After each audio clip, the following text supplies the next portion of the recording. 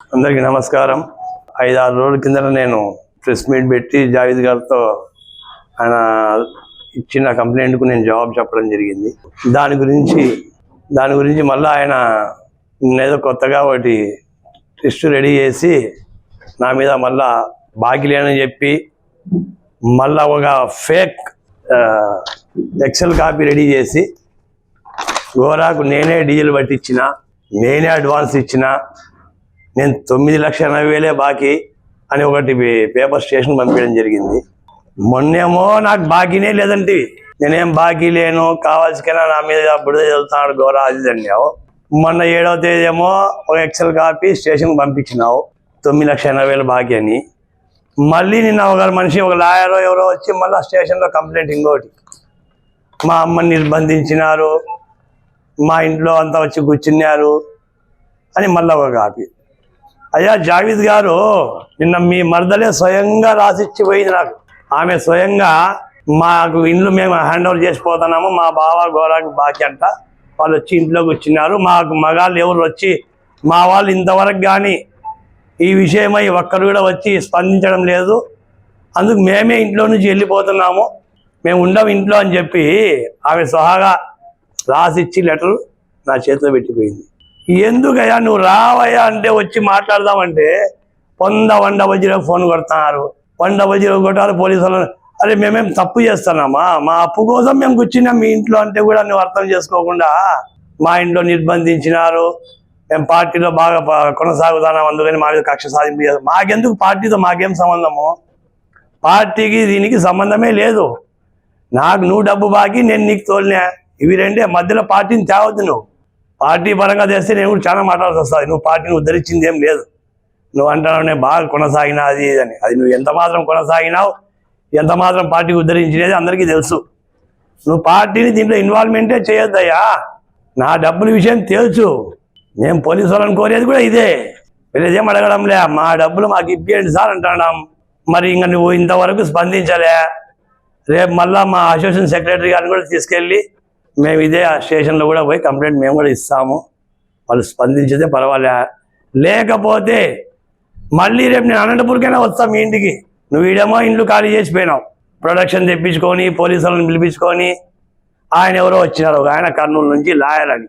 ఆయనకు తెలుస్తానే అబ్బా నీకు 75 లక్షలు రావాలన్నా నా ఇది అన్యాయమన్నా, నేను వచ్చింది తప్పైంది అని చెప్పి ఆయన వెళ్ళిపోయాడు. ఆయన అడ్రస్ ఫోన్ చేస్తే ఆయన తప్పు తెలుసుకున్నాడు, వెళ్ళిపోయినాడు. మాకు తెలుదన్న ఇవన్నీ విషయాలు, మాకు తెలియక వచ్చినామని చెప్పి ఆయన కూడా వెళ్ళిపోయాడు విషయం తెలుసుకొని. నీది కరెక్ట్ లేదు కాబట్టి ఆయన కూడా వచ్చి ఆయన కూడా వెళ్ళిపోయినాడు. అందుకు నేను ఏమంటానంటే నువ్వు వచ్చి నువ్వు రావద్దు, నీ మనుషుల్ని పంపి, నిన్నెవరిని పంపించినా కదా స్టేషన్ కార్డు ఎక్సెల్ షీట్ ఇచ్చి, అదే మాది రా, ఇంకా ఆ మనిషిని పంపి నేను వస్తా. ఒరే వచ్చి ఆ స్టేషన్లో ఇచ్చిపోయేది కాదు. నువ్వు వచ్చి నీ మనిషి వచ్చినప్పుడు నన్ను పిలిచాలా కదా, నా దగ్గర సాక్ష్యాలు ఉన్నాయి కదా, నేను తీసుకొస్తా కదా. నువ్వు ಯಾವ బంకులో పట్టినావో డీజిల్ చూపి, నువ్వు ఏ అకౌంట్ నుంచి నాకు ఇచ్చినావో క్యాష్ అడ్వాన్స్ ఇచ్చినా అంటావు.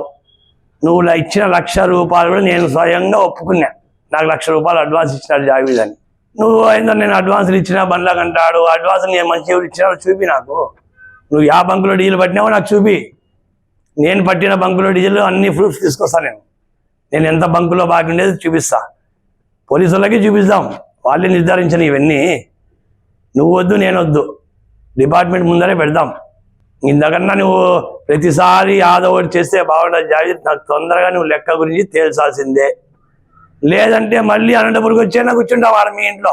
ఇక్కడ కూర్చున్నాము, ఇక్కడ తెగలే, ఆడికి వస్తాము, ఆడి వచ్చి కూర్చుంటాము. లేదంటే మా అసిస్టెంట్ సెక్రటరీని పిలుచుకొని ఎస్పీ గారి దగ్గర కూడా పోతాను. నేను నాకు ప్రూఫ్స్ ఉన్నాయి కాబట్టి అక్కడికి కూడా పోతా. ఇక్కడ స్టేషన్లో సార్ పర్మిషన్ తీసుకొని ఆడికి కూడా వచ్చి సార్ దగ్గరే కూర్చొని తెచ్చుకుంటా. అంతేగాని నువ్వు మాటికి మాకు ఇబ్బంది పెట్టి ఇప్పుడు ఇంకేముంది, నీ తెలివితో నువ్వు మనుషులను పంపించి కార్లు పంపించి అదే పనిగా బయటికి పంపించుకున్నా. మేము చూపిస్తామన్నా మీ అమ్మకి హాస్పిటల్కి రామ్మ, బాగలేదేమో, ఆయన ఎవరో వచ్చాడు ఊరికన్నా, మీకు బాగలేదు కదంటమ్మా, రాండి అమ్మ చూపిస్తామంటాడు. మేము చూపించామని అమ్మ. అరే నీ బాసుగుల మీ పెద్ద మనిషి, మీ వాళ్ళకి నేను చెప్పినా, మీ పెద్ద మనుషులు రమ్మనండి అమ్మ, మీరు పోయి అడగండి, మీకు డబ్బు ఎక్కడ రావాలో అక్కడ పోయి మీరు కూడా అడిగి రాపోండి, మాకు డబ్బులు రావాలా, మేము గోరాకి అడగండి అని కూడా చెప్పినాము. దానికి ఇంతవరకు ఒక్కరు కూడా స్పందించలే. అందుకే నేను ఇంకోసారి మళ్ళీ సార్ నమస్తే ఎస్పీ గారు, మీ చేతులెత్తి జోడించి అడుగుతున్నా, ఇంతవరకు కూడా మాకు రెస్పాండ్ మీరు కాలే. ఇప్పుడు ఆయనకేమో ఆయన కంప్లైంట్ చేస్తానే 100 నుంచి కాల్ వచ్చింది అని చెప్పి మీ కానిస్టేబుల్ ఇద్దరు వచ్చి అలా వాళ్ళకి సెక్యూరిటీ ఇచ్చినారు. మరి మా డబ్బుకి సెక్యూరిటీ ఇప్పియండి సార్, మాకు డబ్బులు ఇప్పియండి సార్, మేము గత వారం నుంచి మీకు అడుగుతూనే ఉన్నాము, కంప్లైంట్ కట్టమంటే కేసు కట్టడంలే, పిలిపించి డబ్బులు ఇప్పియండి అంటే మాట్లాడతామంటున్నారు.